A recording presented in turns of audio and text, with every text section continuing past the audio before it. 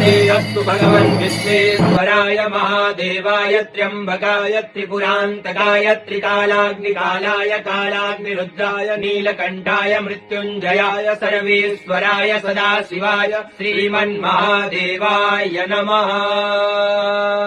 ॐ नमस्ते अस्तु भगवन् विश्वेश्वराय महादेवाय त्र्यम्बकाय त्रिपुरान्तकाय त्रिकालाग्निकालाय कालाग्निरुद्राय नीलकण्ठाय मृत्युञ्जयाय सर्वेश्वराय सदाशिवाय श्रीमन्महादेवाय नमः।